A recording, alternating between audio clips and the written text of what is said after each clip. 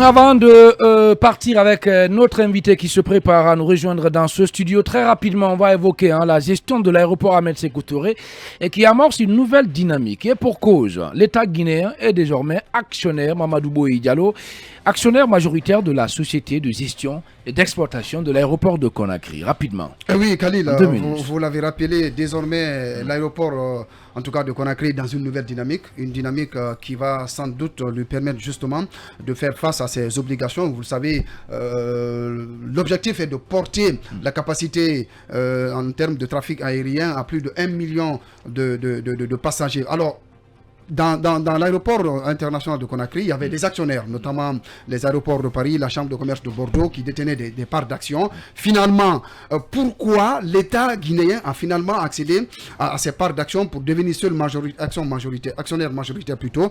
Parce que tout simplement, depuis sous Alpha Condé, eh bien, le gouvernement Alpha Condé était dans une dynamique d'extension justement de l'aéroport de Conakry pour, n'est-ce pas, moderniser. Puisque quand vous prenez par exemple le Sénégal aujourd'hui, c'est quand même des prouesses du régime Macky Sall d'avoir quand même réussi à faire des infrastructures, notamment au niveau de l'aéroport qui a été récemment construit de ce côté. Donc, vu que les aéroports de Paris et la Chambre d'industrie de Bordeaux n'ont pas pu, n'est-ce pas, dégager des moyens conséquents pour pouvoir permettre l'extension de l'aéroport de Conakry, eh bien, ils étaient obligés tout simplement de se désister, de se soustraire, eh bien, des parts d'action qu'ils détenaient au niveau de la Sogiac. Finalement, l'État qui était actionnaire à 34%, vu le désistement de ces deux co-actionnaires, l'État est finalement, avec des négociations bien pointues avec ces deux entités, est seul actionnaire majoritaire maintenant au niveau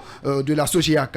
Vous le savez aussi qu'au niveau de l'Union africaine, il y a le fonds Africa 50, Africa 50. Ce fonds a été mis en place en 2012 par les chefs d'État de l'Union africaine pour pouvoir, n'est-ce pas, faire face au financement des infrastructures sur le continent. Et vous le savez que l'Afrique est confrontée à un défi infrastructurel très important. C'est pourquoi désormais la Sogiac, en rapport avec ce fonds, vont s'unir pour pouvoir, n'est-ce pas, procéder à l'extension de l'aéroport de Conakry, je crois aux alentours de 82 millions de dollars. Voilà, Mamadou Boye Diallo, notre spécialiste des questions économiques ici à FIM Guinée. Place à présent à notre invité et c'est au compte de la rubrique, le Hard Talk.